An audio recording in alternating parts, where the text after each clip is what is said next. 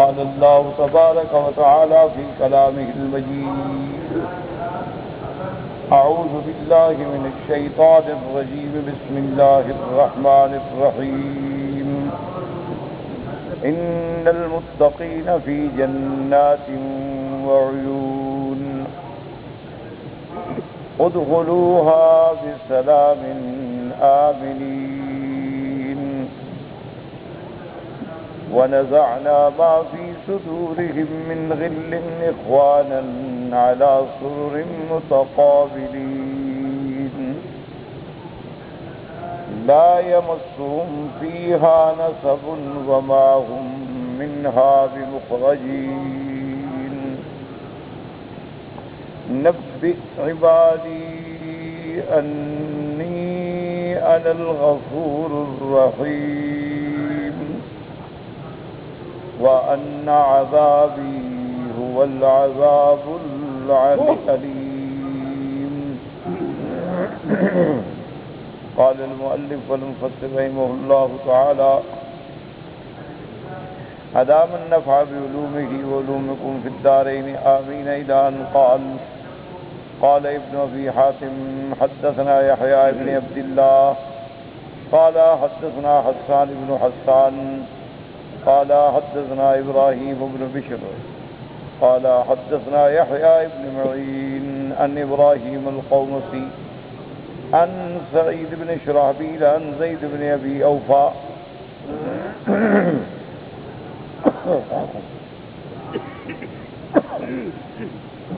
قال: خرج علينا رسول الله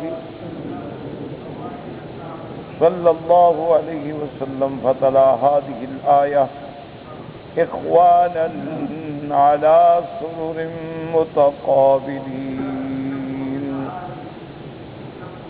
في الله ينظر بعضهم إلى بعض. اب مفسر رحمۃ اللہ علیہ ان آیات مبارکہ کی تفسیر میں احادیث مبارک کا ذکر فرما رہے ہیں کہ اللہ نے فرمایا کہ قیامت والے دن جب مومنین کو جنت میں بھیجیں گے تو ان کے دلوں میں کوئی قدورت ہے، کوئی غل حقد ہے، اس کو اللہ صاف کر دیں گے. تو جب مومنین جنت میں داخل ہوں گے تو گویا وہ حقیقتاً بھائی ہوں گے، اور کرسیوں پہ بیٹھے ہوئے، تختوں پہ بیٹھے ہوئے آمنے سامنے، ان کے دلوں میں کوئی نفرت، کوئی قدورت، کوئی شہنا، کوئی بغض نہیں ہوگا. حضرت زید بن ابی اوفا فرماتے ہیں کہ خرج علینا رسول اللہ صلی اللہ علیہ وسلم، حضور اللہ صلی علیہ وسلم. ایسے میں آپ درود شریف پڑھ لیں، وقت ضائع کیوں کرتے ہیں؟ اللہ کے حرم میں ایک گھڑی بھی مل جائے، ایک سیکنڈ بھی مل جائے تو غنیمت سب. سیدنا رسول اللہ صلی اللہ علیہ وسلم فتلا هذه الآیہ: اخوانا علی سرر متقابلین. نے فرمایا کہ اس سے مراد یہ ہے کہ فی اللہ ینظر بعضهم الی بعض، جو اللہ تبارک و تعالیٰ کی خاطر ایک دوسرے سے محبت کرنے والے ایک دوسرے کی طرف دیکھ رہے ہیں تو اللہ کی رضا کے لیے دیکھ رہے ہیں. کیونکہ مومن کا تو کام یہی ہوتا ہے کہ من احب للہ وابغض للہ، محبت کرے تو اللہ کے لیے اور بغض رکھے تو اللہ کے لیے. من اعطى للہ ومنع للہ، اگر کسی کو کوئی مدد کرے تو اللہ کے لیے، دکھانے کے لیے نہ ہو، شہرت کے لیے نہ ہو، اور کسی سے اگر ناراضگی ہے اور روک دیا ہے دینا تو وہ بھی اللہ کے لیے. فرمایا فقد استکمل الایمان، گویا پھر اس نے اپنا ایمان مکمل کر دیا. کیونکہ اللہ تبارک و تعالیٰ نے ہمیں فرمایا ہے کہ انما المؤمنون اخوۃ، کہ تمام ایمان والے، کلمہ پڑھنے والے جو ہیں وہ بھائی. اگر غور کریں ہم تو ہر لحاظ سے بھائی، کیونکہ الاب البعید جو ہیں ہمارے حضرت آدم ہیں. تو حضرت آدم علیہ السلام کی جب ہم اولاد ہیں تو باپ بھی ایک ہے اور ماں بھی ایک ہے. اسی لیے میرے محبوب نے، محبوب دو عالم، رحمت مجسم سیدنا محمد مصطفیٰ صلی اللہ علیہ وسلم نے فرمایا کہ کلکم بنو آدم، سب آدم کی اولاد ہیں. تو جب سب آدم کی اولاد ہیں تو گویا ہم بھائی. اور دوسرا ہمارا رشتہ کیا ہے؟ اخوت ایمانی، کہ جب ہم کلمہ پڑھ کے سرکار دو عالم کی امت مبارکہ میں داخل ہو گئے تو گویا اب ہم مزید اخوت ایمانی میں جکڑ گئے کہ ہمارا پیغمبر بھی ایک، ہمارا کلمہ بھی ایک، ہمارا مرکز توجہ بھی ایک۔ اس لیے اللہ تبارک و تعالیٰ نے ہمیں وہ رتبہ دیا کہ جو بھائیوں کا مقام۔ لیکن بھائیوں میں بھی تو جھگڑے ہو جاتے ہیں، بھائیوں میں بھی تو اختلاف ہو جاتے ہیں اور دلوں میں کچھ میل رہ جاتی ہے، تو اللہ قیامت والے دن وہ بھی نکالتا ہے، قیامت والے دن وہ بھی صاف ہو جائے۔ اور اس کے بعد فرمایا جیسے قرآن پاک کی دوسری آیت میں آیا ہے، لا یمسہم فیہا نصب وما ہم منہا بمخرجین۔ لا یمسہم فیہا نصب، نصب کا معنی المشقۃ والاذی، کہ جنت کے اندر مومن کو کسی قسم کی کوئی مشقت نہیں ہوگی، کوئی تکلیف نہیں ہوگی۔ اب اگر دل میں بغض ہوتی ہے تو بہت بڑی تکلیف ہے کہ آدمی ایک دوسرے سے جلتا رہے، ایک دوسرے سے بغض رکھے، وہ میرا دشمن، وہ کہے وہ میرا دشمن، یہ تو سب سے بڑی تکلیف ہے۔ تو اللہ یہ بھی نکالتا ہے، تو نہ باطنی تکلیف ہوگی نہ جسمانی تکلیف، حتیٰ کہ اللہ نے جو دنیا میں ہمارے دل میں فرائض رکھے ہیں، ابھی نماز پڑھنی ہے، ہم نے زکوٰۃ دینی ہے، ہم نے حج پڑھنے ہیں، وہ بھی نہیں ہوگی، وہ تکلیف بھی نہیں ہوگی۔ کوئی نماز پڑھے گا تو لذت کے لیے پڑھے گا، قرآن پاک کی تلاوت ہوگی تو لذت و محبت کے لیے ہوگی، ورنہ اللہ تبارک و تعالیٰ نے اس عالم کو دار الجزا بنایا ہے، بس عمل کی دنیا ہی جو ہم نے یہاں کر لیا ہے۔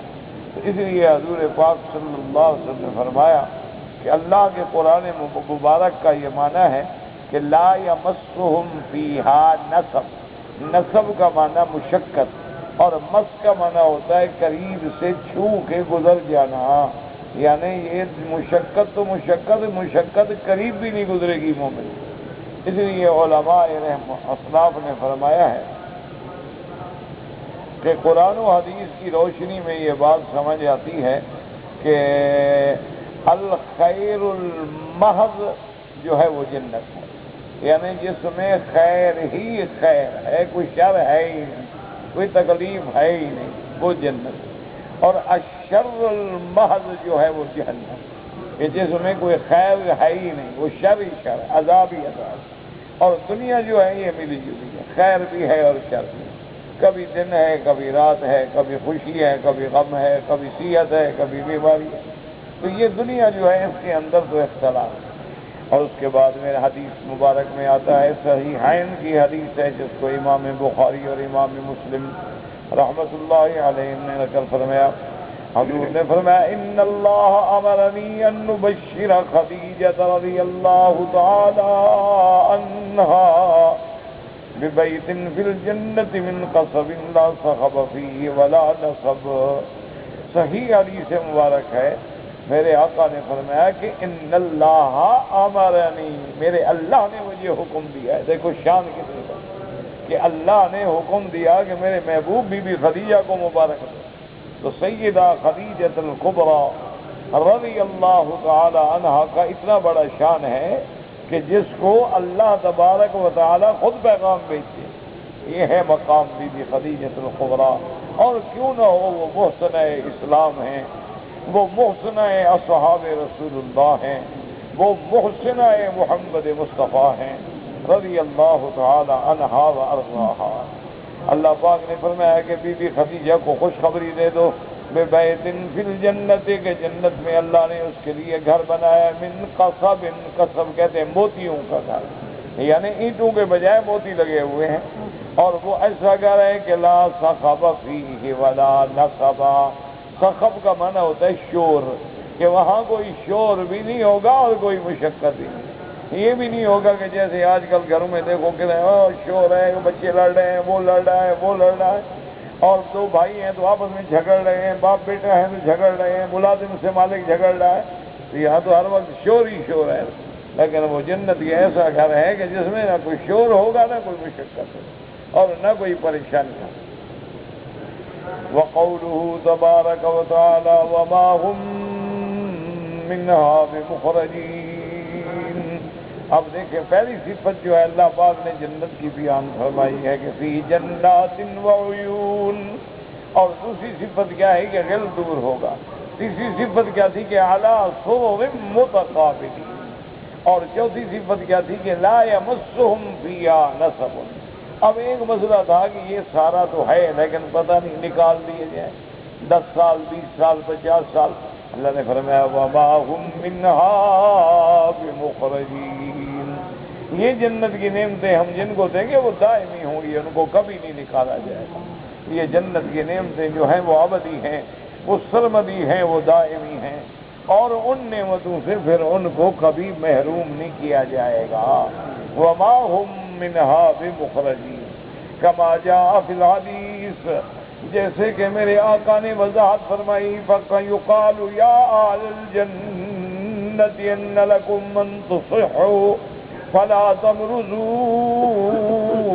أَبَدًا وَأَنَّ لَكُمْ أَن تَعِيشُوا فَلَا تَمُوتُوا أَبَدًا وَأَنَّ لَكُمْ أَن تَشِبُّوا فَلَا تَهْرَمُوا أَبَدًا وَأَنَّ لَكُمْ أَن تُقِيمُوا فَلَا تَزْعَلُوا أَبَدًا، جیسے کہ حدیث مبارک میں آیا کہ جنت والوں کو کہا جائے گا کہ اے جنت والوں اب تم کو ہم نے وصیت دی ہے کہ پھر کبھی بیماری نہیں ہوگی، کہ دنیا میں بڑی دیکھا وصیت ہے ماشاءاللہ، لیکن ذرا بیماری کا جھٹکا لگے تو بندہ ختم۔ اور اس کے بعد فرمایا وَإِنَّ لَكُمْ أَن تَعِيشُوا فَلَا تَمُوتُوا أَبَدًا، جنت والوں اب ہم نے آپ کو ایسی زندگی دی ہے کہ پھر موت نہیں آئے گی، یہ ہمیشہ کے لیے زندہ رہو۔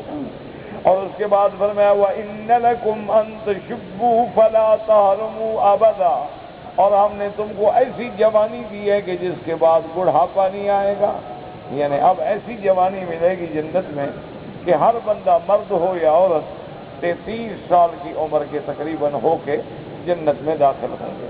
تو وہ ایسی جوانی آپ دیکھو نا دنیا میں ماشاءاللہ، پہلے آدمی بچپن ہے پھر جوان ہوتا ہے، لوگ دیکھ کے کھڑے ہو جاتے ہیں، اچھا اس کو بھی بڑا جوانی کا ناز ہوتا ہے، دوڑنے میں چلنے میں زور لگانے میں، کچھ عرصہ گزرتا ہے جناب پھر بوڑھا ہو کے پھر لکڑی پکڑ کے آپ جناب دھکے کھا رہے ہیں، کوئی ہاتھ پکڑنے والا نہ ہو تو بیٹھے ہوئے ہیں، کوئی ریڑھی چلانے والا نہ ہو تو بیٹھے ہوئے ہیں، کوئی رات کو پکڑ کے حمام لے جانے والا نہ ہو تو کبھی ادھر گرتا ہے کبھی ادھر گرتا ہے، کبھی لوٹا نہیں اٹھا سکتا، کبھی کپڑے پلید ہیں تو دھو نہیں سکتا، پیاس لگے تو پانی نہیں پی سکتا، یہ تو زندگی۔ لیکن قیامت کے اندر جب اللہ جنت عطا فرما دیں گے تو فرما دیں گے کہ اب ایسی جوانی دی ہے پھر بڑھاپا کبھی نہیں آئے گا۔ وَإِنَّ لَكُمْ أَن تُقِيمُوا فَلَا تَزْعُنُوا أَبَدًا، اور اللہ فرمائیں گے جنت والو اب تمہارا یہ پکا ڈیرا ہے، اس سے کبھی کوچ نہیں کرو گے، اس سے تمہیں کبھی نہیں نکالا جائے گا، اب تم نے ہمیشہ جنت پہ رہنا ہے، اب وہاں حیات بھی دائمی اور نعم بھی دائمی، یعنی زندگی بھی ہمیشہ کے لیے اور نعمتیں بھی ہمیشہ کے لیے۔ اب ایک باقی ذہن میں ایک سوال رہتا تھا کہ یہ سب کچھ اللہ تو نہیں نکالیں گے، لیکن کبھی کبھی ایسا بھی تو ہوتا ہے نا کہ بندے کا اپنا دل بھر جاتا ہے۔ اب آپ دیکھتے ہیں نا لوگ بڑے شوق سے جاتے ہیں کہ ہم اس ملک میں جائیں گے اس ملک میں جائیں گے، ہم جناب فلاں جگہ جا کے سیر کریں گے، ہم بڑے بڑے ہوٹلوں میں ٹھہریں گے، لیکن 15 دن 20 دن مہینے کے بعد دل بھر جاتا، ہم کہتے ہیں چھوڑو یار اپنے وطن جائیں، لیکن اللہ نے وہ بھی بیان فرما دیا کہ لا یبغون عنہا حولا، اہل جنت کو ایسا جنت سے محبت ہوگی کہ وہاں سے نکلنے کا ارادہ بھی نہیں کریں گے۔ جنت والے جب جنت میں چلے جائیں گے تو نہ اللہ نکالے گا نہ خود نکلیں گے، یعنی وہ نعمتیں جو ہیں ایسی ہوں گی کہ جو ہمیشہ دائم۔ اس لیے قرآن فرماتا ہے وقال اللہ تعالی خالدین فیہا لا یبغون عنہا حولا، ہمیشہ جنت میں رہیں گے اور اس سے بالکل نہیں نکلیں گے۔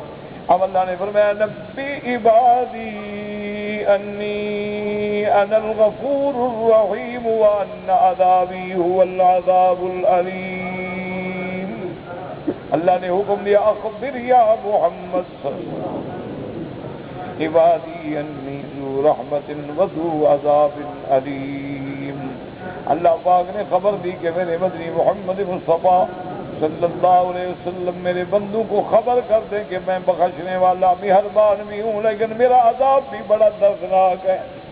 اس لیے حکم ہے کہ ایک جانب پہ نظر نہ دکھا دو، کہ آدمی صرف رحمت پہ نظر رکھے، کہ کوئی آدمی کہے یار نماز پڑھو گے اللہ غفور الرحیم، بھائی روزہ رکھو بھائی اللہ غفور الرحیم، بابا یہ برے کام نہ کیا کرو اور جو چھوڑو جی اللہ بڑا غفور الرحیم۔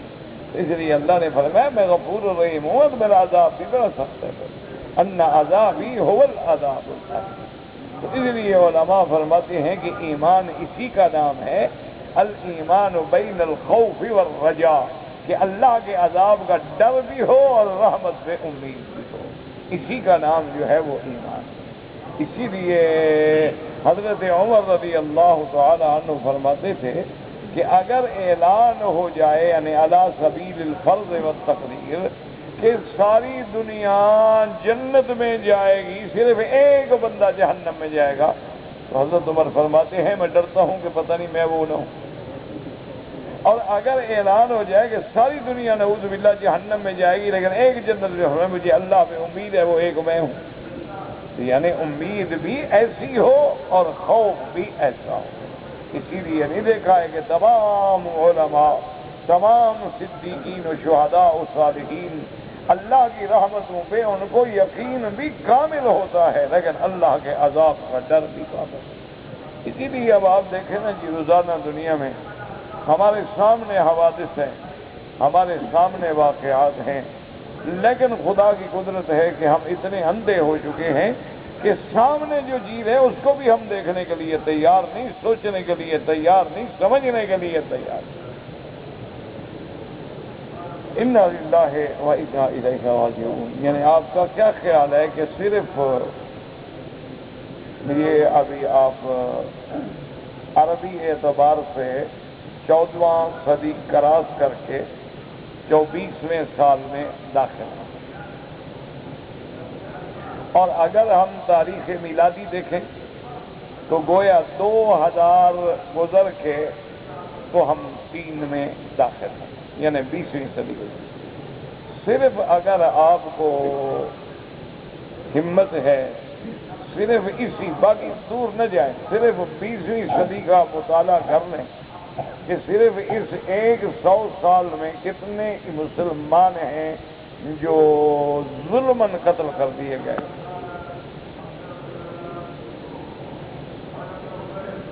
آپ یعنی نہیں پڑھتے ہوں گے یا سنتے ہوں گے، آج ہی میں اخبار میں پڑھ رہا تھا کہ وہاں ہندوؤں نے ایک مقام ہے، ایک دن میں ایک حادثہ ہوا تھا تو ایک دن میں 2 لاکھ مسلمان قتل ہوئے۔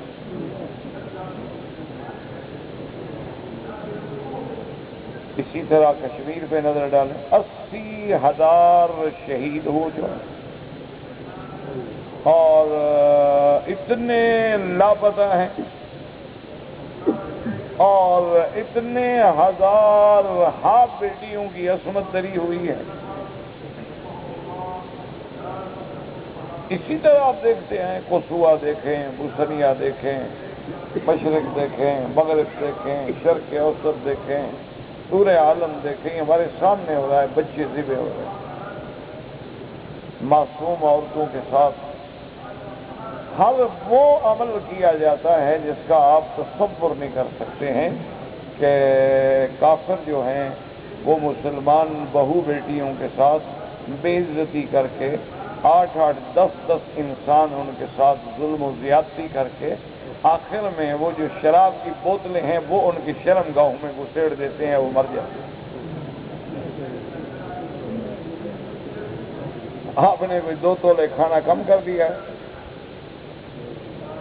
یعنی روزانہ جو آپ 1 کلو کھا جاتے ہیں اس میں 2 تولے بھی کم کر دیا اس غم میں۔ جب قومیں بے حس ہو جائیں، جب ضمیر مر جائیں تو اب ان کو بس اللہ جگا دے تو جگا دے، سورہ اسرافیل جگا دے کہ اللہ حکم نے ملائکہ کو بھی سور پھونکو، وہ تو قادر ہیں، لیکن میرے خیال میں اب کوئی تقریر نہیں جگا، کوئی تحریر نہیں جگا سکتی کہ بالکل اخبار پڑھتے ہیں وہ جی ہاں مسلمان باہر دے گئے، یہاں قتل ہو گئے، یہاں یہ ہو گیا، چلو ٹھیک ہے جی روٹین ہوتا ہے، اخبار پڑھ کے پھینک دیتے ہیں۔ یعنی انا للہ و انا الیہ راجعون کا کلمہ بھی مسلمان کی زبان سے نہیں نکلتا۔ کیوں کہ ابھی میری اولاد پہ نہیں آیا نا وقت، ابھی میری بہو بیٹی پہ وقت نہیں آیا نا، اس انتظار میں ہے مسلمان کہ میرا وقت کب آتا۔ اسی پہ دماغ لڑ رہے ہیں کہ جی میرا نمبر کب آئے گا، میری باری کب آئے گی۔ انا للہ و انا الیہ راجعون۔ اور اللہ نے، اس قادر مطلق نے اپنے کلمہ پڑھنے والوں کو ایسی نعمتوں سے نوازا ہے، ایسی قوتوں سے نوازا ہے، ایسی چیزوں سے نوازا ہے کہ اگر آج بھی امت محمد مصطفیٰ ایک ہو جائے، کوئی جنگ نہ کرو، کوئی لڑائی نہ کرو، کوئی جھگڑا نہ کرو، یہ تو مومن کا کام ہی نہیں۔ اتنی سی دیکھو نا جی، اگر آپ کا آج دنیا میں دیکھ لو، کبھی کسی کے ساتھ جھگڑا ہوتا ہے، کہتے بہت دیکھو بس میں آپ سے لڑ نہیں سکتا، بس تیرا میرا سلام علیکم۔ سیدنا ابراہیم علیہ السلام نے کیا کیا؟ جب سارے مخالف ہو گئے، ماں باپ بھی مخالف کا سلام علیکم۔ بھائی باپ سے کیسے لڑو، ماں سے کیسے لڑیں؟ نے کہا السلام علیکم، استغفر اللہ، میں جا رہا ہوں۔ صرف اگر اللہ عالم اسلام کو اتحاد، اتفاق اور آپس میں اپنے ضروریات کو مل کے کھانے کی توفیق دے دے، اور صرف یہ کہیں کہ جی آپ ہمارے قاتل ہیں، اب قاتل سے ہم سودا تو نہیں لے سکتے، کوئی لڑائی کی ضرورت نہیں، جھگڑے کی ضرورت نہیں، فساد کی ضرورت نہیں۔ یہ جو لڑاتے ہیں نا، یہ تو مولوی اپنی اپنی دکانیں بنائے ہوئے ہیں۔ جھگڑا کریں گے تو کوئی میرے ساتھ ہوگا، کوئی آپ کے ساتھ ہوگا، کوئی میرا نعرہ لگائے گا، کوئی آپ کا لگائے گا، کوئی میرا پرچم اٹھائے گا، کوئی آپ کا اٹھائے گا۔ اس کا نتیجہ مجھے بتاؤ کیا ہوا؟ آج تک کچھ ہوا ہے؟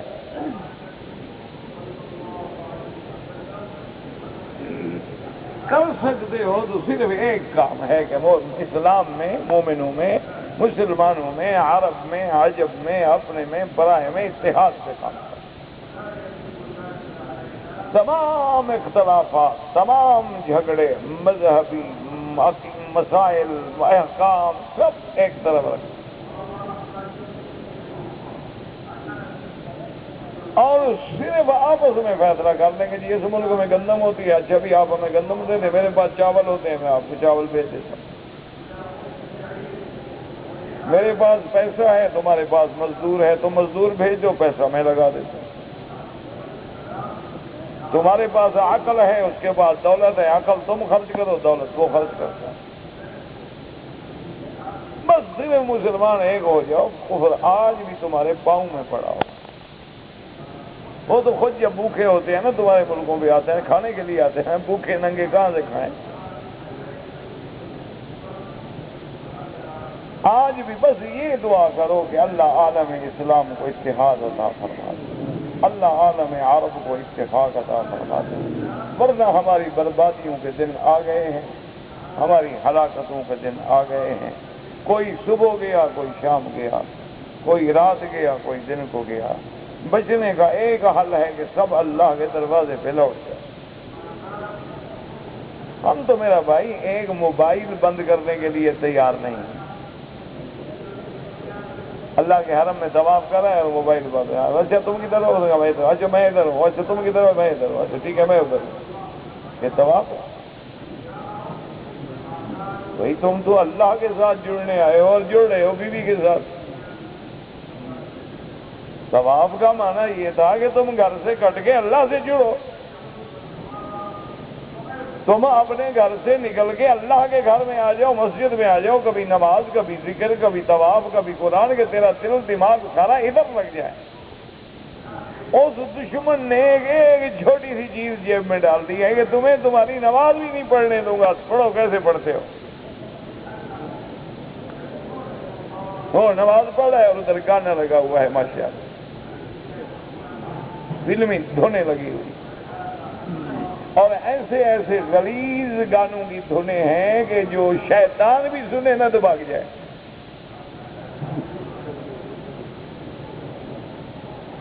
اور مسلمان خوش ہو کے ایک دوسرے کو سنا دیتا ہے، وہ بھائی میرے پاس جو ہے نا دھن تمہارے پاس نہیں ہے، چلو کمپیوٹر پہ تمہیں فیڈ کروا دیتا ہوں۔ جب ہمارا یہ عالم ہے کہ اس نے ہمیں سگریٹ پہ لگایا ہم لگ گئے، ٹھیک ہے، اس نے ہمیں کافی پہ لگایا ہم لگ گئے، برگر پہ لگایا لگ گئے، میکڈونلڈ پہ لگایا لگ گئے، پیزے پہ لگایا لگ گئے، اس نے ٹی وی پہ لگایا لگ گئے، ڈش پہ لگایا لگ گئے، انٹرنیٹ پہ بٹھایا بیٹھ گئے، موبائل جیب میں ڈالا آ گئے، سبحان ربی العلیٰ اور گھنٹی کر دی۔ یہ کون سی نماز ہے جی؟ تو جب ہمارا یہ حال ہے تو پھر مرنے کے لیے جوتے کھانے کے لیے تیار ہو جاؤ ماشاءاللہ۔ پھر یہ کیوں کہتے ہو جی ہمیں مار رہے ہیں اور یہ ہے اور وہ ہے اور فلان ہے اور کافر ہے؟ میں نے آپ کو شاید پہلے بھی بتایا تھا، پرانے دور کی بات ہے، چھوٹے تھے اس وقت، میرے خیال میں کافی وغیرہ پڑھتا تھا، تو اس دور میں دیہاتوں میں فلمیں لگاتے تھے نا، وہ ٹورنگ ٹاکیز کہتے تھے، چلتی پھرتی فلمیں، وہ لوگ آتے تھے اور لگاتے تھے، کیمپ لگا دیا اور کئی دن دکھایا، پھر اگلی بستی پھر اگلی بستی پھر اگلی بستی، تو وہ ہمارے علاقے میں بھی آ گئی لعنت۔ تو لوگوں نے آگے کہا کہ یہ ہے، تو ایسی سے ہم نے بات کی کہ بھئی یہ ہمارا علاقہ ہے، اللہ کا شکر ہے یہاں لوگ مسجد میں، نماز میں، روزے میں، حج میں اور دین والے لوگ ہیں، یہاں یہ مصیبت آ گئی۔ اس نے کہا کہ مکی صاحب یہ تو آرڈر ہے، نظام ہے، قانون ہے، ان کے بعد لائسنس ہے، ان کے بعد باقاعدہ کنٹرولنگ اتھارٹی نے ان کو اجازت دی ہے، باقاعدہ پرمٹ دیا ہے، وہ غیر قانونی تو لگا نہیں رہے کہ میں روک دوں۔ ان کے پاس تو آپ کے ڈی سی کی طرف سے جو ہے باقاعدہ لائسنس ہے، اجازت ہے، میں تو نہیں مداخلت کر سکتا۔ تو میں نے کہا جی کوئی حل؟ انہوں نے کہا جی حل کوئی نہیں۔ میں نے کہا چلو پھر ہم کوئی بلوچی حل کریں، جب کتابیں کام نہ کریں تو آخر پھر بلوچی ڈنڈا کام کرتا ہے۔ انہوں نے کہا ہم پھر پولیس کھڑی کر کے ان کی حفاظت کریں گے، کیونکہ ان کے پاس تو لائسنس ہے، آپ لوگوں کے پاس تو ڈنڈا مارنے کا لائسنس نہیں ہے۔ میں نے کہا اب یہ بات بھی اب ٹھیک ہے، اب اپنے لوگوں کو مروائیں، گرفتار کروا دیں، یہ بھی تو اچھی بات نہیں ہے۔ پھر میں نے لوگوں کو اکٹھا کیا، والد صاحب نے ہدایت کی کہ بھی کوئی بندہ فلم نہیں دیکھے گا، کوئی بندہ، خبردار علاقے کا ایک آدمی فلم دیکھنے نہ جائے، اور اس سے دور دور ایک میل دور بندے کھڑے کر دو، جو جائے اس کو واپس کرو، ورنہ ان اپنے بندوں کو مارو۔ وہ جناب 3 دن کے بعد بوریا بستر سر پہ گئے، اس دن کے آ جائیں۔ میں نے کہا یار کوئی دیکھتا نہیں، کیا کریں؟ تو اگر مسلمان میں طاقت ہو، میں پچھلی دفعہ انگلینڈ کے ایک علاقے میں تھا، اب نام مجھے یاد نہیں آ رہا اس کا، تو وہاں ہمارے دوست ہیں، بڑے اچھے لوگ ہیں، دین والے لوگ ہیں ماشاءاللہ۔ انہوں نے کہا جی کہ ہمارے علاقے میں دشمن نے ایک سازش کی کہ یہ سارا ایریا جو ہے مسلم کمیونٹی ہے، سب مسلمان ہیں، مسجدیں ہیں، مسلمان بڑھتے جا رہے ہیں، یہ تو پورا علاقہ مسلمانوں کا ہوتا جا رہا ہے۔ ان کو خراب کرنے کے لیے انہوں نے اپنے جو لڑکیاں ہوتی ہیں غلط قسم کی طوائفیں سمجھ لیں، ان کو مسلط کر دیا کہ وہ اسی علاقوں میں چوراہے میں، سڑک پہ، موڑ پہ، گلی میں آ کے بالکل پوریا لباس میں کھڑی ہے تاکہ ہمارے مسلمان نوجوانوں کو پھانسے۔ آخر انسان ہے، تو انہوں نے کہا کہ ہم نے میٹنگ کی کہ اس کا حل کیا کریں، ان کو روک تو سکتے نہیں، مار سکتے نہیں، منع کر نہیں سکتے، کیا کریں؟ اپنے مسلمان نوجوانوں کو کیسے بچائیں؟ اگر سارے ہمارے فرشتے تو نہیں ہیں نا، نوجوان ہے، خون ہے، جب دیکھے گا ایک نوجوان خوبصورت لڑکی کھڑی ہو بغیر لباس کے تو انسان ہے۔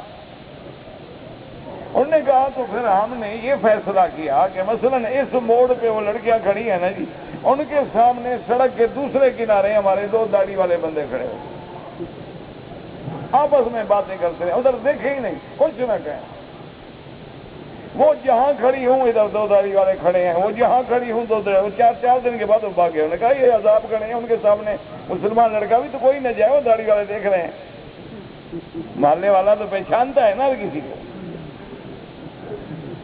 4 دن کے بعد انہوں نے کہا جی وہ دن اور آج کا دن سال ہو گیا، ہمارے محلے میں پھر وہ گندی لڑکی نہیں آئی، نہ جھگڑا ہے نہ لڑائی ہے، کچھ بھی نہیں۔ اگر تم کرنا چاہتے ہو تو جھگڑے سے نہیں ہوگا، یہ فساد اور قتل اور خون ریزیاں اور یہ تو الٹا تم مسلمان اور اسلام کو بدنام کر رہے ہو کہ مسلمان فسادی ہیں۔ اتفاق پیدا کرو، جب ہم برائی کے پاس نہیں جائیں گے تو جب سے دیکھو نا جی، اب میں یہ گلاس لے کے بیٹھا ہوں، سودا ہی نہ بھی کہ 10 دن میں کیا کروں، جب ہم نے خریدنا ہی نہیں تو اگلا دکان اٹھا کے کسی دوسرے محلے میں جائے گا، یار یہ تو نہیں دیتے۔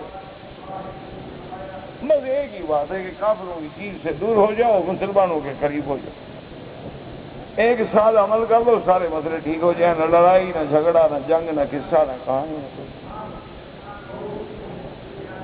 سبق جو مل جائے جناب۔ لیکن ہم تو جناب صرف برگر نہیں کھاتے، منہ بھی ٹیڑھا کرتے بولتے ہیں، جیسے معلوم ہو کہ بالکل خالص تن یہ ان کی ذریت ہے، اولاد ہے۔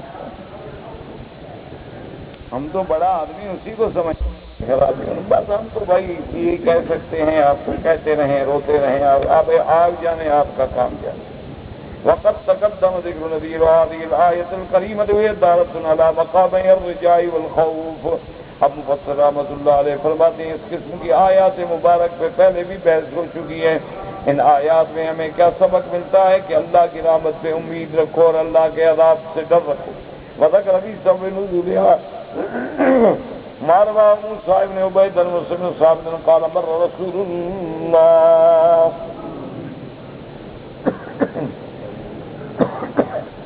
مر رسول اللہ صلی اللہ علیہ وسلم علی ناس من اصحابہ یضحکون وقالوا اذکروا الجنة واذکروا النار فنبئ عبادی انی انا الغفور الرحیم وان عذابی هو العذاب العلیم۔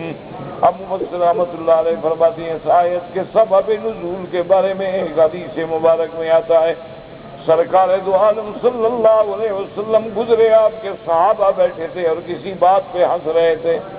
حضور پاک نے فرمایا اللہ کے بندے تم اسی میں مشغول ہو، اذکروا الجنۃ واذکروا النار، اللہ تبارک و تعالیٰ کی رحمتیں، اللہ کی جنت کا ذکر کرو، اللہ کے جہنم سے ڈرو، اپنے آپ کو اپنے اوقات کو ہنسی خوشی میں نہ گزارو، یہ ہنسنے کھیلنے میں نہ گزارو، بلکہ اتنی دیر جنت و نار کا ذکر کرو۔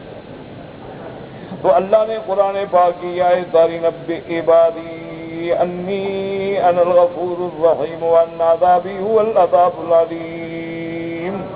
وقال ابن جریر حدثني المثنى قال حدثنا عيسى قال اخبرنا ابن المكي قال اخبرنا ابن المبارك قال اخبرنا مسلم بن ثابت قال حدثنا عاصم بن عبد الله عن ابن ابي رباح عن رجل من اصحاب النبي صلى الله عليه وسلم قال طلع علينا رسول الله صلى الله عليه وسلم الباب الذي يدخل منه بنو شيبة وقال لا أراكم تضحكون ثم أدبر حتى إذا كان عند الحجرتين القاقرة فقال إني لما خرجت جاء جبريل عليه السلام وقال يا محمد صلى الله عليه وسلم إن الله يقول لم تكن عبادي بعبادي أني أنا الغفور الرحيم۔ اب اس حدیث مبارک میں ایک صحابی فرماتے ہیں کہ حضور ہم پہ تشریف لے آئے، طلع علینا رسول اللہ، محبت ہے صحابہ، کہتے ہیں طلع تو چاند کے لیے ہوتا ہے کہ چاند طلوع ہوا، سورج طلوع ہوا، کیونکہ سرکار دو عالم کا جو اللہ نے جمال رکھا ہے، چاند کیا مقابلہ کرے۔ کہتے ہیں کہ حضور صلی اللہ علیہ وسلم تشریف لے آئے اور اس باب سے داخل ہوئے مکہ میں حرم کے اندر، الذی يدخل منہ بنو شیبہ، یعنی باب بنی شیبہ سے داخل ہوئے، فقال اما اراکم تضحکون، حضور نے فرمایا کیوں ہنس رہے ہو، یعنی تھوڑا حضور ناراضگی کا اظہار کیا۔ اور اس کے بعد حضور تشریف لے گئے حتی اذا کان عند الحجر، اب جب حضور صلی اللہ علیہ وسلم حجر اسود کی طرف پہنچے، ثم رجع الینا القہقرہ، آپ فوراً یعنی الٹے پاؤں واپس آ گئے۔ آپ نے فرمایا اللہ پاک نے قرآن نازل فرما دیا ہے کہ اپنی امت کو مایوس بھی نہ کرو، نا امید بھی نہ کرو، یہ نہیں کہ بالکل اب وہ ساری زندگی سے روتے رہے، ہنسنا بھی جائز ہے، خوشی بھی جائز ہے، لیکن اللہ کے عذاب کو بھی سامنے رکھیں، اللہ کی رحمتوں سے نا امید بھی نہ ہو جائے اور اللہ کے عذاب سے بے غم بھی نہ ہو جائے۔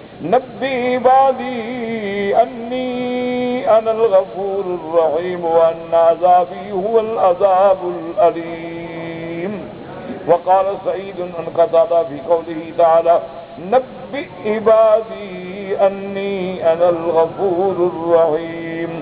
قال بلغنا ان رسول اللہ صلی اللہ علیہ وسلم قال لو يعلم العبد قدر عفو اللہ لما تورع من حرام ولو يعلم العبد قدر عذاب اللہ لبخى نفسه۔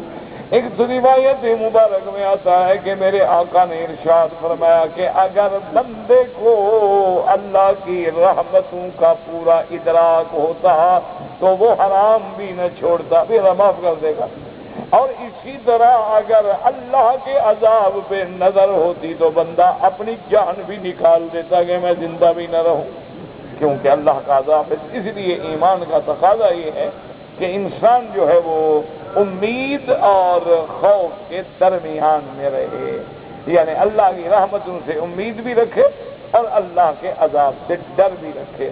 انسان ہے خطا ہو گئی، اللہ کے آگے توبہ کرے، اللہ کی طرف رجوع کرے اور یہ یقین ہو کہ میرا اللہ معاف کرے گا۔ اس لیے ایک حدیث مبارک میں آتا ہے اللہ افرح بتوبۃ عبد، جب کوئی گناہ گار توبہ کرتا ہے تو اللہ خوش ہوتے ہیں، اور ایک حدیث مبارک میں اللہ فرماتے ہیں ملائکہ علم عبدی ان لہ رب یغفر الذنوب، اللہ فرماتے ہیں ملائکہ دیکھو میرا یہ گناہ گار بندہ گناہ کے بعد میرے دروازے پہ پڑا ہے، معافی مانگ رہا ہے، اس کو پتہ لگ گیا ہے کہ میرا بھی رب ہے جو میرے گناہ معاف کرے گا۔ فرماتے ہیں کہ گواہ ہو جاؤ انی قد غفرت لہ، میں نے معاف کر دیا، تم گواہ ہو جاؤ۔ تو آدمی جب گناہوں سے توبہ کرتا ہے تو اللہ تو خوش ہوتے ہیں، کیونکہ اللہ تبارک و تعالیٰ کی صفت جو ہے وہ غفار ہے، اللہ کی صفت جو ہے وہ ستار ہے۔ لیکن آدمی اللہ کے عذاب سے بھی بے غم نہ ہو جائے، ان بطش ربک لشدید، کہ حضور نے فرمایا کہ میں نے دیکھا ایک عورت کو جہنم میں کہ ایک بلی کو باندھ دیا تھا، اس کو پانی نہیں دیا، روٹی نہیں دی، بلی مر گئی، اللہ نے جہنم میں ڈالا۔ ایک بلی کی وجہ سے یعنی عورت کو جہنم میں ڈالا گیا، اور ایک کتے کی وجہ سے عورت کو جنت بھیجا گیا، کہ ایک بہت بڑی عورت ہے، گناہ گار ہے، فاحشہ ہے، ایک جنگل میں گزر رہی تھی، پیاس لگی، کنویں پہ گئی، کوئی ڈول نہیں، کچھ نہیں، اس نے اپنے موزے اتارے، اپنے دوپٹے سے باندھا کہ کوئی گھونٹ تو پانی کا آ جائے گا، دیکھا والکلب یلحس علی طرفہ، کہ کنارے پہ ایک کتا پڑا ہوا پیاس سے تڑپ رہا ہے، اس نے پانی لے کے پہلے اس کے منہ میں ڈال دیا، اللہ نے حکم دیا میں نے تیرے سارے گناہ معاف کر دیے ہیں، تو نے میرے کتے پہ، کتا بھی تو میری مخلوق ہے، تو نے میری مخلوق پہ رحم کیا، جاؤ میں نے تم پہ رحم کیا۔ تو وہ اگر بخشنے پہ آتے ہیں تو ایک کتے کے پانی پلانے پہ بخش دیتے ہیں، اور اگر پکڑنے پہ آئیں تو ایک بلی سے بھی پکڑ لیں، ایک چیونٹی پہ بھی پکڑ لیں، اور ایک چھوٹی سی غلطی سے بھی پکڑ لیں۔ اسی لیے آپ نے دیکھا ہے کہ بڑے بڑے انبیاء علیہم الصلاۃ والتسلیم، سیدنا ایوب علیہ السلام، سیدنا یعقوب علیہ السلام، اسی طرح آپ دیکھیں کہ تمام بڑے بڑے انبیاء، بڑے بڑے رسول علیہم الصلاۃ والتسلیم پہ کتنے بڑے امتحان آئے، اللہ معاف کرے کہ انہوں نے گناہ تو نہیں کیا تھا، زیادہ سے زیادہ ترک اولا ہو گئے، زیادہ سے زیادہ ترک افضل ہو گئے، زیادہ سے زیادہ خطا اجتہادی ہو گئی، ورنہ انبیاء تو پاک ہیں گناہوں، انبیاء تو معصوم ہوتے ہیں، لیکن کتنا بڑا امتحان آیا حضرت آدم سے لے کر حضرت محمد مصطفیٰ صلی اللہ علیہ وعلا آلہ واصحابہ وسلم تسلیما کثیرا واللہ اعلم۔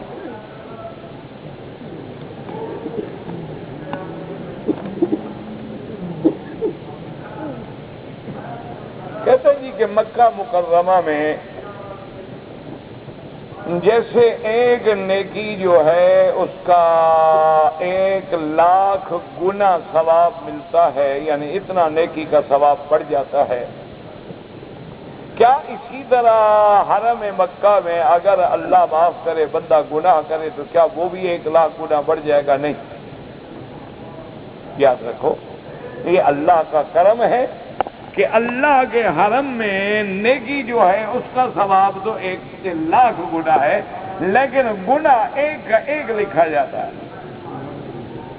اللہ تبارک و تعالیٰ کا کرم ہے، لیکن ایک بات ہمیشہ یاد رکھیں، علماء نے لکھا ہے کہ ایک آدمی چوری کرتا ہے کسی غریب کے گھر سے، وہ بھی چوری ہے، جرم تو چوری ہے۔ اگر وہی چوری وہ کسی بڑے آدمی کے گھر سے کرے وہ بھی چوری ہے، وزیر کے گھر سے کرے وہ بھی چوری ہے، لیکن بادشاہ کے گھر سے کرے وہ بھی چوری ہے، لیکن سزا تو پھر اس طرح سخت ملے گی کہ اللہ معاف کرے۔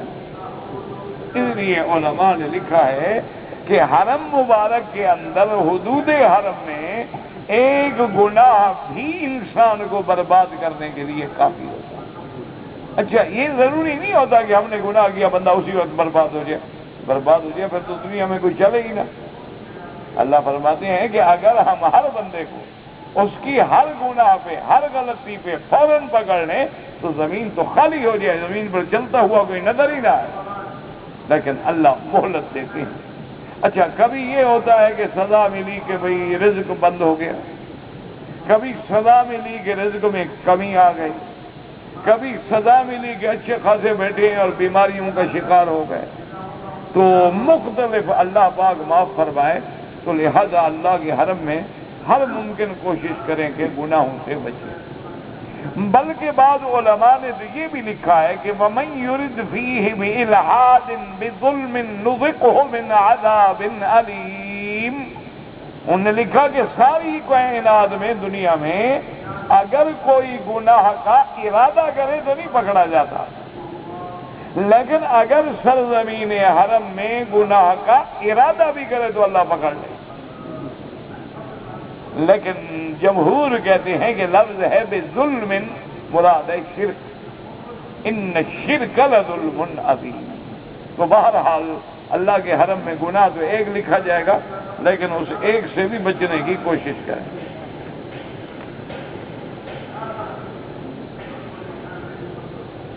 چودہ طبق یا 14 علم، 14 طبق سے پتہ نہیں آپ کی کیا مراد ہے۔ ایک تو آسمان 7 ہیں اور وہ بھی 7 متباقہ، اور زمینوں کے بھی 7 طبق ہیں، اور کوئی چیز ہے تو تمہیں پتہ، مجھے تو نہیں پتہ۔ کوئی آدمی کسی کو جادو سے مار ڈالے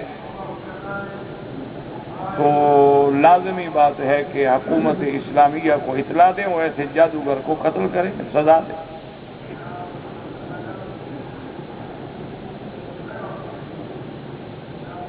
عمرے کا دم جو ہے اپنے ملک میں دے سکتے ہیں؟ میرا بھائی وضاحت کرو نا، عمرے کا کیا دم ہوتا ہے؟ عمرے کا تو کوئی دم نہیں، یعنی اگر آپ نے حالت احرام میں عمرے میں کوئی غلطی کی ہے تو پہلے پتہ ہو وہ غلطی کیا ہے، دم پڑتا بھی ہے کہ نہیں۔ اگر دم پڑ جائے تو لازماً یہ بات ہے کہ وہ حد حرم میں دینا ہوگا، دوسرے ملک میں آپ نہیں دے سکتے، کیونکہ دم کا معنی ہی یہی ہے کہ سرزمین حرم میں ذبح کیا جائے اور فقراء حرم یعنی اس مکے کے حرم میں غریب رہنے والوں کو دیا جائے، کسی دوسرے ملک میں آپ ادا نہیں کر سکتے۔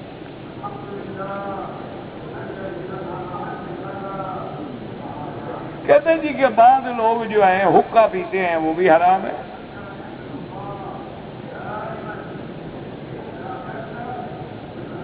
بعض آدمیوں کو پیشاب کے ساتھ سفید مادہ آتا ہے، اس سے غسل نہیں ہوتا، یاد رکھیں، کیونکہ یہ دراصل جو ہے نا جی، غسل ہوتا ہے صرف خروج مادہ منویہ سے۔ باقی جو آدمی پیشاب سے پہلے سفید مادہ آ گیا یا پیشاب کے بعد سفید مادہ آ گیا تو یہ مدی ہوتی ہے یا ودی ہوتی ہے۔ اچھا، اسی طرح نوجوان بندہ ہے، میاں بیوی ہنس بات کرے، پھر بھی سفید قسم کا لیسدار مادہ آ گیا تو اس سے بھی غسل نہیں ہوتا۔ غسل صرف اس سے ہوتا ہے جو مادہ، جو پانی یعنی عضو تناسل سے ٹپک کے نکلے اور اس کے بعد وہ عضو مر جائے، یہ ہے مادہ منویہ، اس کے بعد غسل کرنا ہوگا۔ ورنہ جو اگر آدمی پیشاب سے پہلے کسی کو دھات ہو جاتی ہے، کسی کو سوزاک ہو جاتی ہے، کسی کو مدی ہے، کسی کو مزی ہے، کسی کو ویسے قوت زیادہ ہوتی ہے، طاقت زیادہ ہوتی ہے تو مادہ سفید نکلتا رہتا ہے، اس میں کوئی غسل نہیں، اس سے صرف وضو کریں وہ کافی ہے۔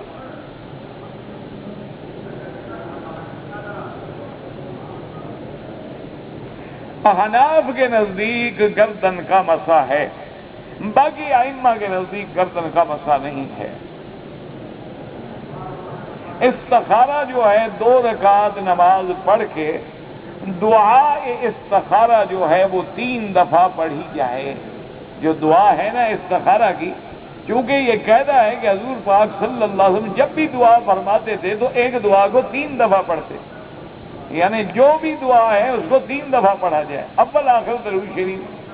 تو 2 رکعت نماز استخارہ پڑھ کے اس کے بعد اللہم انی استخیرک بعلمک واستقدرک بقدرتک واسألک من فضلک العظیم، یہ دعا استخارہ لے لیں، آپ کو یاد نہ ہو، اور تاکہ کتاب کو دیکھ کے پڑھ لیں، اور اس کے بعد انشاءاللہ العزیز ایک رات پڑھیں۔ اگر ایک رات سے ہی اطمینان ہو جائے تو پھر دوبارہ پڑھنے کی ضرورت ہی نہیں۔ اگر ایک رات میں کوئی دماغ کا فیصلہ نہیں ہوا، پھر دوسری رات، پھر تیسری رات، پھر چوتھی رات، پھر 5ویں رات، 6ٹھی رات، 7ویں رات، 7 دفعہ کر دے، اس کے بعد اللہ پہ چھوڑ دے۔ اگر وہ کام تیرے لیے خیر ہے تو اللہ آسان کر دیں گے، شر ہے تو اللہ خود ڈال دیں گے۔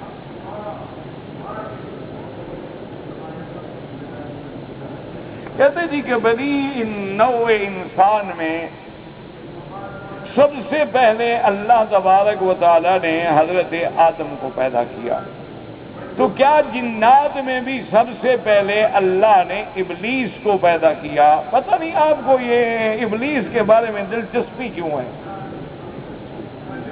یہ تو 3 دن ہو گئے یہی سوال لکھنے والا ہے، جب بھی لکھتا ہے ابلیس کا لکھتا ہے، پتہ نہیں اس کو کیا دلچسپی ہے۔ ہم تو اللہ کی پناہ پکڑتے ہیں کہ خدا اس کے شر سے بچائے، اس کے وسوسے سے بچائے، اس کے فتنے سے بچائے۔ ویسے بہرحال اگر تمہیں تکلیف ہے تو ابو الجن اسی لیے کہا گیا ہے، آدم کو ابو البشر اسی لیے کہا گیا ہے کہ وہ انسانوں کی ابتدا ہے، وہ جنوں کی ابتدا ہے، ایک واضح بات ہے، تو پھر اس میں پوچھنے کی کیا ضرورت ہے تمہیں؟ اچھا چلو فرض محال وہ جنوں کا باپ ہے، تمہارا کیا ہوگا؟ مجھے بتائیں نا کہ ایسا سوال کرنے کا جس کا مقصد نہ ہو۔ اسی لیے علماء نے لکھا ہے کہ سب سے بہتر سوال کرنے والے کون تھے؟ اصحاب رسول اللہ۔ انہوں نے ہمیشہ وہ سوال کیا کہ جس کا خود بھی بھلا ہو اور حضور کی پوری امت کو بھلا ہو، اور کبھی غیر ضروری سوال نہیں کیا۔ اسی لیے آدمی سوال کرے، ضرور کرے، ہماری ذمہ داری ہے کہ ہمیں آئے تو جواب دیں، نہ آئے تو کسی عالم کا دروازہ دکھا دیں۔ تو لیکن یہ ہے کہ ایسے نہیں بلا وجہ لکھتے رہو ابلیس کا باپ کون تھا، اس کا دادا کون تھا، اس کا چاچا کون تھا، اس کے بیٹے کتنے ہیں، اس کی بیٹیاں کتنی ہیں، اچھا ان کی شادی ہوتی ہے، شادی کیسے ہوتی ہے، ابلیس انڈا دیتا ہے، ابلیس بچہ، یہ کوئی بات ہے؟ پھر لوگ کہتے ہیں جی وکیل صاحب ناراض ہو جاتے ہیں، مجھے بتاؤ کیا کروں، آخر میں بھی تو انسان ہوں، میں کوئی ایسا فرشتہ تو ہوں نہیں، نہ میں کوئی پیر فقیر ہوں کہ میں نے اپنے آپ کو ایسا مٹایا ہوا ہے کہ مجھے غصہ ہی نہیں آتا، میں تو ایک طالب العلم آدمی ہوں۔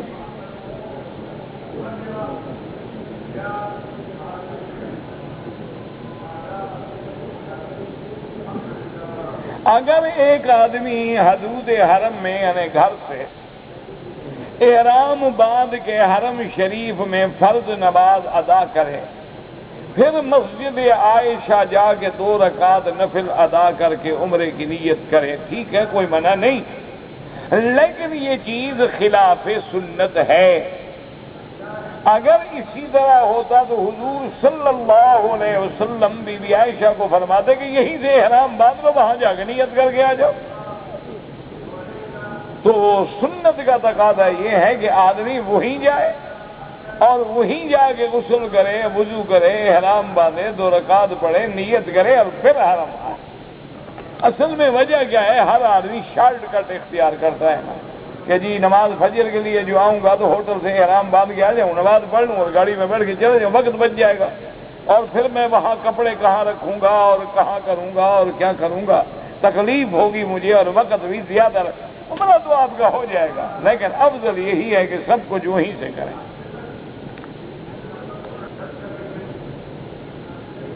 اب دیکھیں پھر آ گیا، میں نے آپ سے کہا کہتے جی حیوانات کو سنا ہے کہ جن نظر آتے ہیں، انسانوں کو نظر نہیں آتے، تو آپ حیوان سے پوچھ لیں، حیوانات آپ کے پاس موجود ہیں ملک میں،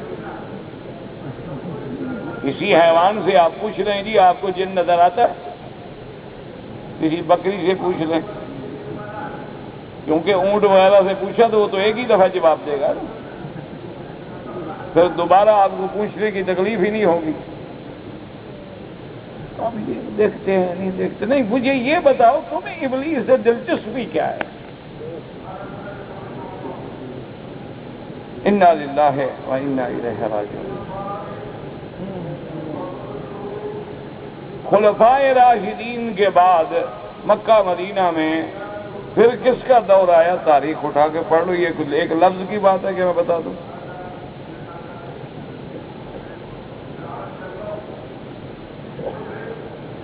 حضور پاک صلی اللہ علیہ وسلم نے جیسے حضرت حسین کی شہادت کے بارے میں خبر دی، آپ نے خواب دیکھا، باقاعدہ حدیث پڑھتے تو سوال لکھنے کی ضرورت ہی نہ ہو، آپ کو اللہ نے خواب میں دکھلایا۔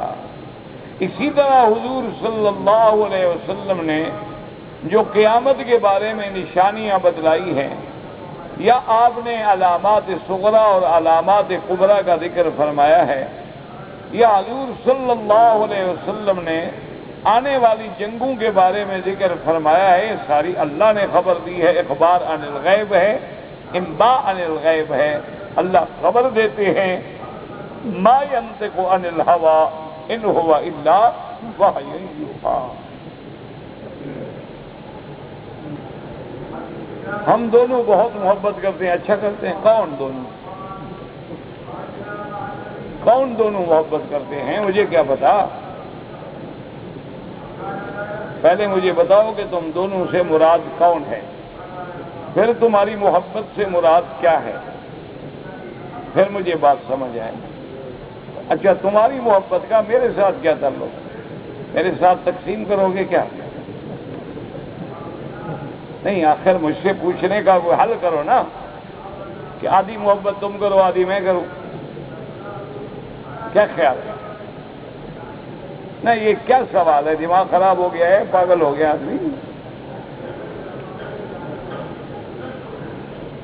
اگر کوئی آدمی مجھ سے پوچھتا ہے کہ آپ نے یہ چیز کتنے میں خریدی ہے، یہ آپ کا مسئلہ ہے، بتائیں بتائیں نہ بتائیں نہ۔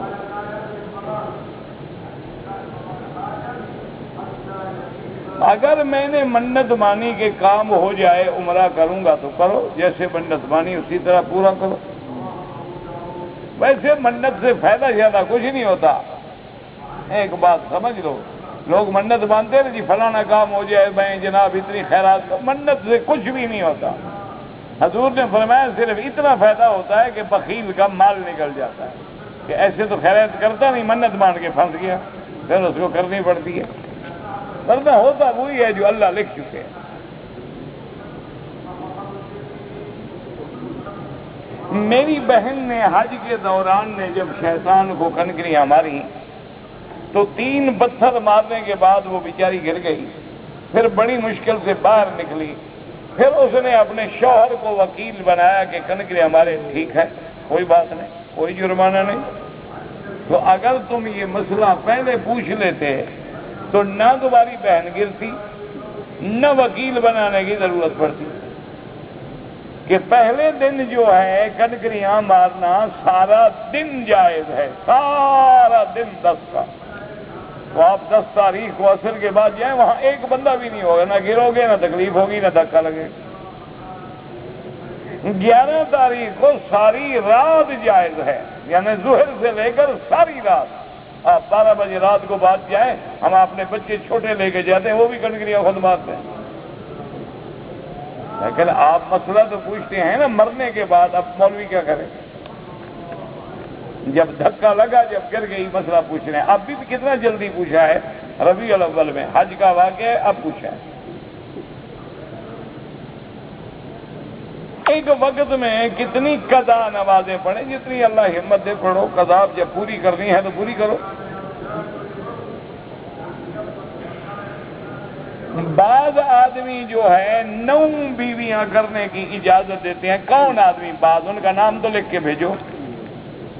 تمہاری نیت میں شیطان غصہ ہو تو الگ بات ہے، ورنہ کسی نے فتویٰ نہیں دیا۔ اللہ نے 4 بیویوں کا حکم دیا، فَانكِحُوا مَا طَابَ لَكُم مِّنَ النِّسَاءِ مَثْنَىٰ وَثُلَاثَ وَرُبَاعَ۔ جن بعض آدمیوں کا آپ نے کہا ہے نا، ان بعض آدمیوں کا اگر کل مجھے نام لکھ کے بھیجو۔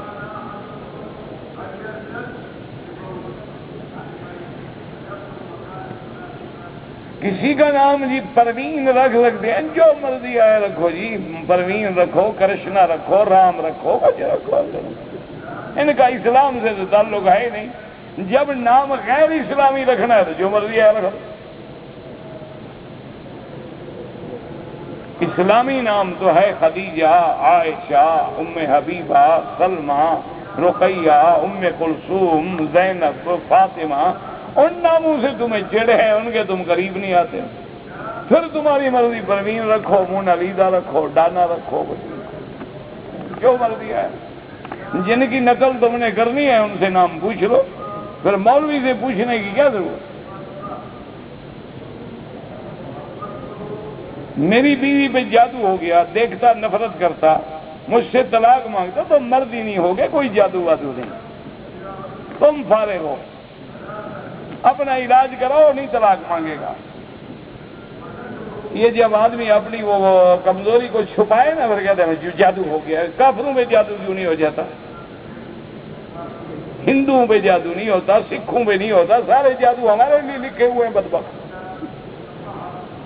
کوئی جادو شادو نہیں، جا کے علاج کراؤ، ویاگرا خریدو، کھاؤ، بیوی بھی ٹھیک ہو جائے گی، طلاق نہیں مانگے گی۔ جادو ہو گیا جی، سب سارے جادو مسلمانوں پہ۔ بھائی ان کافروں پہ شارون پہ جادو کرو کہ یہودی مر جائے، جان چھوڑے۔ یہ سارے جادو ہمارے لیے ہیں۔ ایسے غلط خیالات ہوتے، کوئی جادو شادو نہیں کرتا۔ اگر ایک آدمی عمرے پہ آیا، روزی کمایا، کوئی حرج نہیں، لیکن حکومت کے نظام کو نہ توڑو۔ یہ ملک اسلامی ملک ہے، ان کے نظام کی خلاف ورزی نہ کرو، ورنہ نظام نہیں رہتا۔ کیوں؟ ان کے معلوم میں ہو 10,000 حاجی آ جائے 30,000 تو کیسے سنبھالے گا؟ میں نے عمرہ کر لیا ہے، اب میرے لیے مکے میں رہتے ہوئے افضل عمل کیا ہے؟ طواف۔ جتنا اللہ ہمت دے زیادہ سے زیادہ طواف کرو، کیونکہ باقی ہر عمل پوری دنیا میں ہو سکتا ہے۔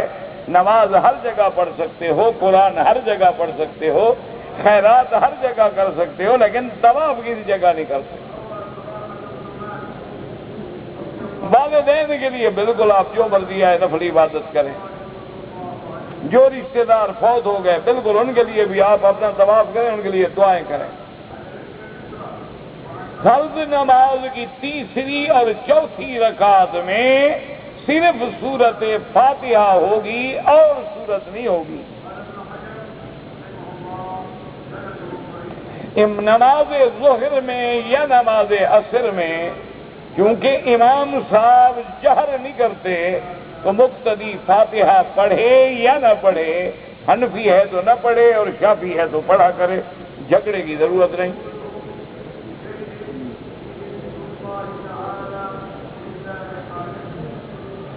ایک آدمی پاکستان سے آ رہا ہے عمرہ کرنے کے لیے، وہ کہتا ہے بال نہیں کٹواؤں گا، تو اس کو ٹیلی فون کر دیں جی کعبہ شریف آپ کے لیے اداس نہیں ہے، مت تشریف لائیں۔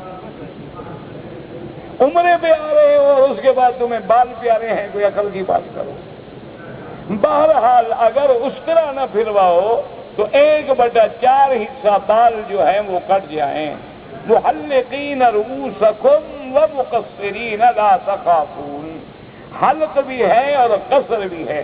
حلق افضل ہے کہ آدمی سر پہ اس طرح پھروائے، اگر اس طرح نہ پھروائے، مثلا بال بڑے بڑے ہیں تو 1/4 حصہ بالوں کا سارے سر سے اتر جائے۔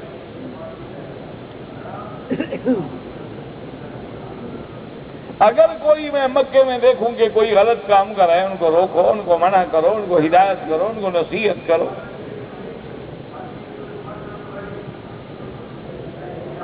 میں نے پہلی مرتبہ حج تمتع کیا ہے، اچھا ہو گیا۔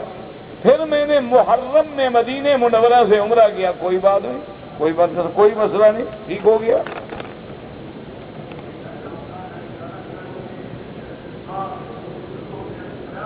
اگر کافروں کے چھوٹے بچے جو ہیں یعنی معصوم بچے پیدائش کے بعد مر جائیں تو 2 قول ہیں۔ بعض علماء فرماتے ہیں کہ ان کو اعراف میں رکھا جائے گا، اور بعض علماء فرماتے ہیں کہ وہ معصوم ہیں، اور کل مولود یولد علی الفطرہ، ہر بچہ جو ہے وہ دین فطرت پہ پیدا ہوتا ہے، لہذا اللہ اس کو بھی جنت بھیجے، کافروں کی شفاعت نہیں ہوگی۔ اگر آدمی رضی اللہ عنہ صحابہ کے لیے ہے، علیہ الصلاۃ والسلام انبیاء کے لیے، رحمت اللہ علیہ اللہ کے اولیاء کے لیے۔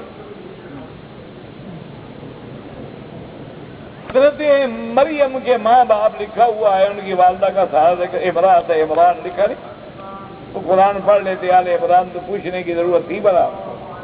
اللہم صلی علی محمد وعلی آل محمد وبارک وسلم۔ ربنا تقبل منا انک انت السمیع العلیم وتب علينا انك انت التواب الرحيم. اللهم اشفنا واشف مرضانا ومرضى المسلمين. اللهم انصر الاسلام والمسلمين. اللهم احفظ سائر بلاد المسلمين وهذا البلد الامين واجعلها امنا مطمئنا سخاء رخاء الى يوم الدين. یا اللہ عالم اسلام کی حفاظت فرما، یا اللہ عالم اسلام کی عزت و غلبے کا فیصلہ فرما، یا اللہ فلسطین میں، کشمیر میں، ہر مقام پہ مسلمان جس ملک میں بھی ہے، جس جگہ میں اس کی جان مال آبرو و عزت کی حفاظت فرما۔ یا الہ العالمین، ہم اپنے خطاؤں کا گناہوں کا اقرار کرتے ہیں، معافی عطا فرما۔ یا اللہ بیماروں کو شفا عطا فرما، بے حیاؤں کو حیا عطا فرما، بے دینوں کو دین عطا فرما، بے اولادوں کو اولاد عطا فرما، جن کی اولاد ہے ان کو صالح بنا۔ یا اللہ جن کے گھروں میں بچیاں ہیں ان کے رشتے آسان فرما، یا اللہ ان کا مستقبل روشن فرما، یا اللہ ان کے گھر آباد فرما، ان کے لیے آسانیاں پیدا فرما۔ یا الہ العالمین، ہمیں مانگنا نہیں آتا بغیر مانگے